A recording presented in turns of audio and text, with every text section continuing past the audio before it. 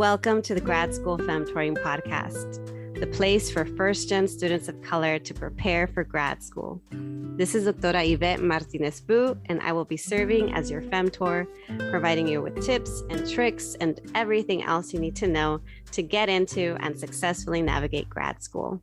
For over 10 years, I've been helping first-gen students of color get into top grad programs in their field, and I'm really excited to support you on your academic journey too.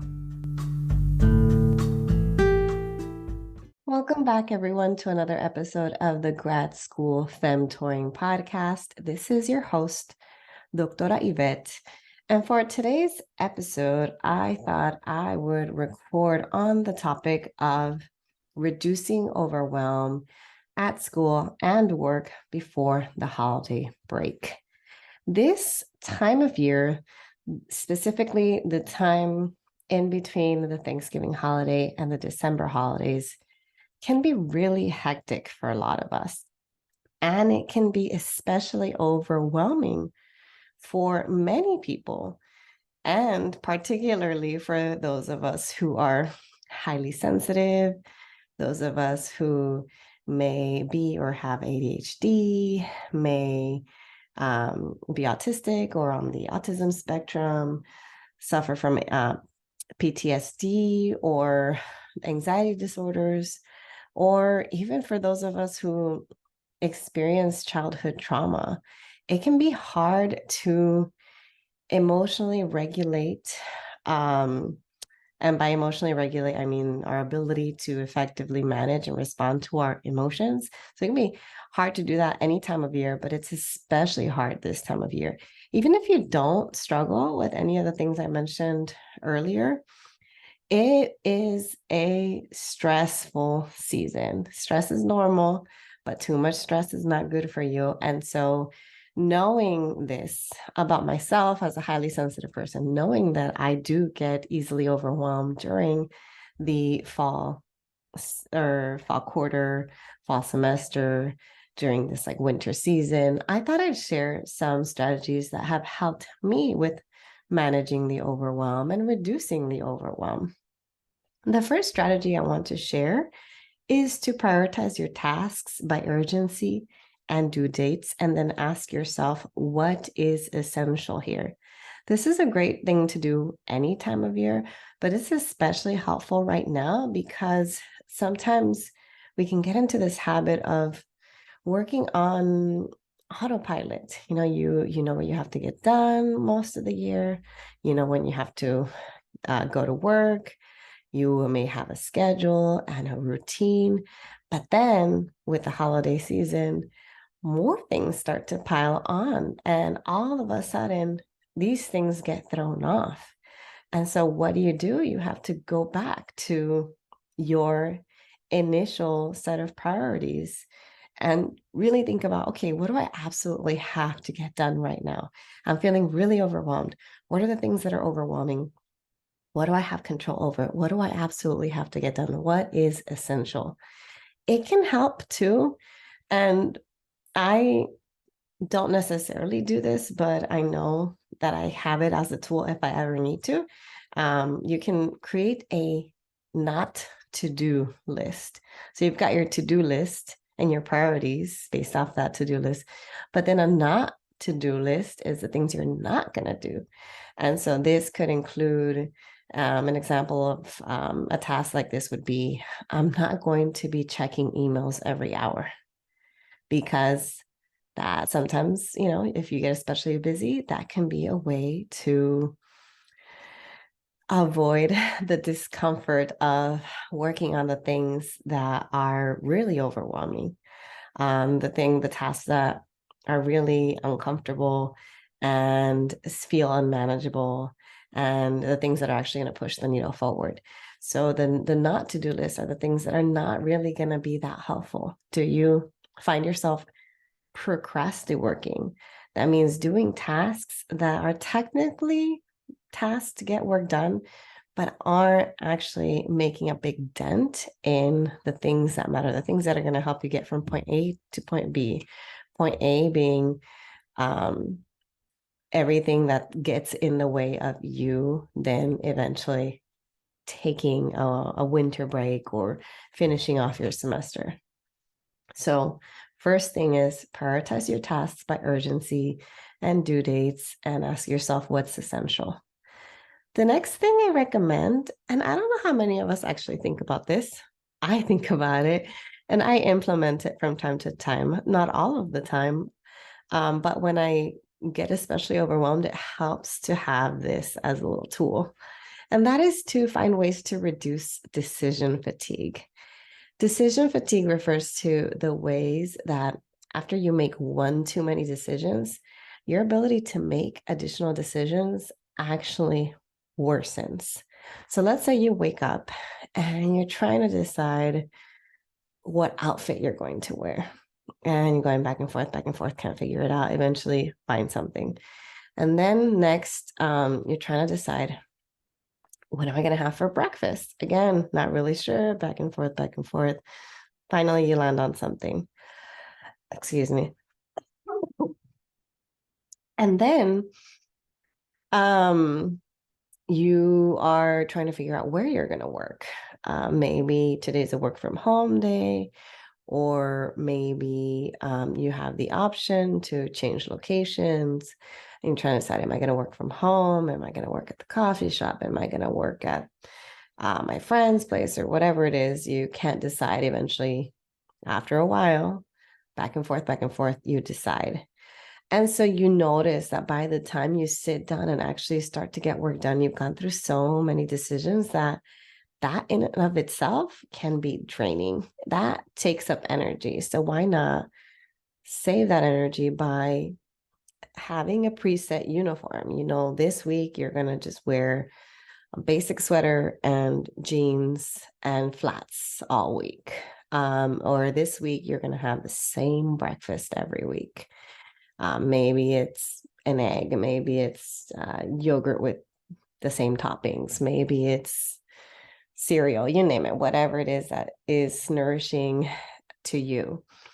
Maybe for lunch, you're going to eat the same lunch. I'm just going to have the same boring salad for lunch, or the same boring soup for lunch, or whatever it is that you know that you can have, just get together really quickly every day, so you don't have to think about it. It's okay for things to be boring in order for you to reduce decision fatigue. I mean, some things are going to repeat themselves, and that's okay, because remember, this is not all the time, although you can do it all the time if that works for you. But it just helps if it's an especially busy season. Reducing decision fatigue helps. All right. The next tip I thought I'd mention is, and this one is for all the people, well, not the people please, all the perfectionist folks out there. And that is, consider what the bare minimum work would look like. Consider what good enough work would look like. This doesn't mean you're going to turn in bare minimum work or good enough work, but this does mean that if you're in a pinch, if you're running out of time, if all of a sudden something happened that threw a wrench in your plans, if maybe you're not feeling well physically or mentally, you're having one of those days, what does bare minimum look like? So instead of completely giving up on life, okay, so this thing happened. I'm not going to be able to turn in something in, to the best of my ability like I thought. But what does good enough work look like? And I think about this because I have struggled with that as a recovering perfectionist. I want to give my all to things. I have a very high level and high expectation for myself. And so when I give anything that's less than that, even in sometimes my coaching sessions, I'm not feeling 100%, but you know what? I'm feeling like 80, 90%. And my 80, 90% is still really great. I mean, when I end a session, someone says, wow, that was really helpful. Oh my gosh, so many gems. And I'm at 80%. That is good enough. And so just ask yourself, okay, what is good enough in terms of my work, in terms of my writing, in terms of my, you name it, that you have to get done? What is good enough? And sometimes you will revert to it. You don't have to do good enough work all the time, but sometimes you will, and it's okay. All right. Next tip is to organize your day and week ahead. This one, for me, is one of my go-to things, always, always, always, to reduce my overwhelm. Why? Because when you think about the final, um, what is it, like outcome or the requirements that you have, the due dates, the thing that you need to have done at the end of this term, you only think about that, it can seem like this really big, lofty thing. Oh my gosh, I have to write 25 pages. Oh my gosh, I have this big exam. Oh my gosh, you name the thing. We have this big project at work that we have to turn in, or we have to submit this report, or whatever it is. That's just like you're dreading it, dreading it. It seems like this big thing. But if you actually break it down into how you're going to break it up across several weeks and days, then it starts to look a little more manageable. Then you start to realize, okay, it feels like I can't get it done. It feels like it's this big, lofty thing, but I can. And this is how. So organizing your day and week ahead will help you to reduce your overwhelm because it's going to give you a realistic idea of how much time you have to get things done. And if you find that you actually don't have enough time, then again, go back to the drawing board of what can you let go of? What can you say no to? Can you change, or like, is there flexibility in the deadline too? It's okay to ask for that if you really need it. Okay, now after organizing your day and week ahead, go ahead and get started.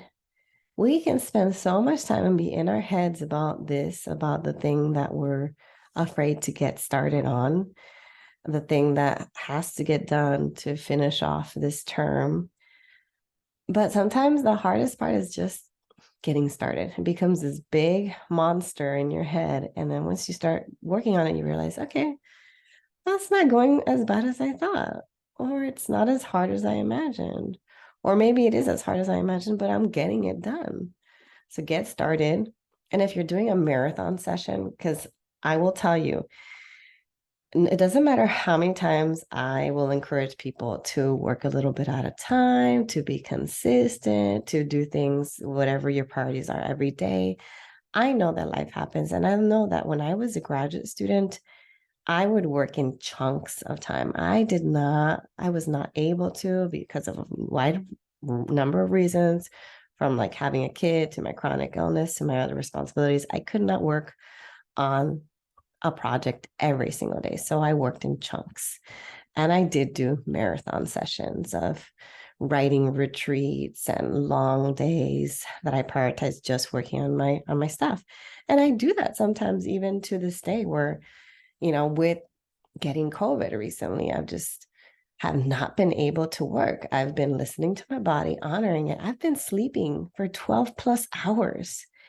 And so I am having to play a little bit of catch up on some stuff and doing more work more intensively. But I remind myself that even in getting started and doing work and working in chunks, I also need to take breaks. What does that mean? That means taking breaks from the screen. That means stepping outside if you can, if it's not too cold where you're living.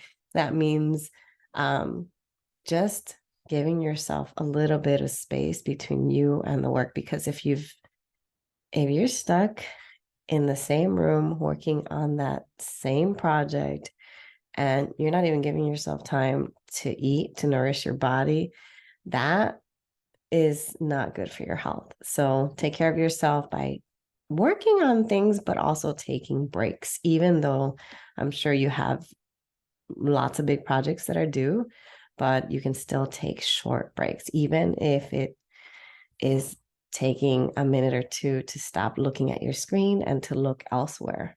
I developed chronic dry eyes from working and sitting and staring at a screen for so long. And so now every half an hour, no matter what, I need to look away. It helps. So get started, take breaks. Next thing is to create a look forward to list. I love this one. I do this. I do this even to this day. I am constantly finding things to look forward to. I really do think this helps me manage my mental health too. And sometimes it's not an actual written list. Sometimes it's just in my head. But having a look forward to list helps you to stay motivated and getting things done because you now know all the things that you're going to get done. What are you looking forward to? Are you looking forward to sleeping in, cleaning your home? Are you looking forward to spending time with loved ones, cooking, baking, watching movies, playing games, having fun? What are the things that you're looking forward to doing? Right now, maybe you can't spend a lot of time doing those things, but you will. And that's what's going to help to keep you going. I mean, that's how I felt with being so sick. Like, oh, I wish I could do X, Y, and Z, but I don't have the energy, or I don't feel so good, or I'm coughing up too much, or it's not blah, blah, blah, blah. But I'm thinking about all the things that I can get done once I start to get better. And it's even something like this, like, oh, I can actually sit through and record a full podcast with minimal coughing. That is great for me because I enjoy what I do. I enjoy recording this podcast. It's a highlight for me and continues to be a highlight for me. And when I was at a point in my illness where I couldn't talk because every other line I was coughing, that was not fun. So have your look forward to list all the things you look forward to doing, and that will help you to keep going as you're getting your work done. Okay, the last thing I want to share, and I say this time and time again, if you are a faithful listener, you've heard me say this so many times, and that is to ask for help. I say this a lot because I have struggled with asking for help. I was not taught to ask for help. I was taught to be the helper. I am an eldest daughter in a Mexican immigrant single mother household. I grew up witnessing in a matriarchal family, very few men in our lives. The men have either passed away or left. And witnessing all the self-sacrificing women, and they were all my maternal figures. So I was not taught to take care of myself. I was not taught to ask for help. I was not taught to focus on the things that I want to do. It was always tend to the needs of others. And so asking for help, if you come from a similar background, it's hard. I'm going to keep reminding you, just like I keep reminding myself. You can ask for help from a friend. I have had bad days where I've messaged my friends and say, hey, I know you're super busy, but if you can spare 15 minutes, I'd really love to hear your voice. And guess what? They do it because they're awesome. And that phone call actually helped. So you can ask for help from a mentor. Maybe you're struggling with your writing. You need someone to help you with brainstorming or with creating an outline. You can ask for help from a coach, an academic coach. Maybe you have this big thing you want to get done. You want to set some goals, break the project down. That's what I help my clients with, is really like assessing where they are in their life, what the outcome is that they want from our sessions, set some goals, break them up into small manageable steps, and hold them accountable to it. And it's amazing what we can get done with a little bit of help. You can ask for help from a therapist. I have a therapist. A lot of people I know have therapists. I know it's still stigmatized, but it's so helpful. It could be asking for help from a friend, from a spouse. Maybe you're asking for them to help you with domestic labor in the meantime, and then you'll get their back later, you know? Yeah, so asking for help is the last advice to help you to reduce the overwhelm, because if you think you have a lot to get done and you're completely on your own, of course you're going to be overwhelmed. But if you remind yourself, actually, you're not on your own. Even me, I'm hundreds of thousands of miles away from my family and my friends and my loved ones. But you know what? They can still help me. So that's it for today. I hope you found at least one thing helpful and try to think about out of these different suggestions, from prioritizing your tasks, reducing decision fatigue, considering the bare minimum, organizing your day and week ahead, getting started, taking breaks, having your look forward to list, and asking for help. Which one of those are you going to try out today? And if you're even extra motivated, send me a message and let me know what you're going to try out, okay? All right, y'all. I'll talk to you next time.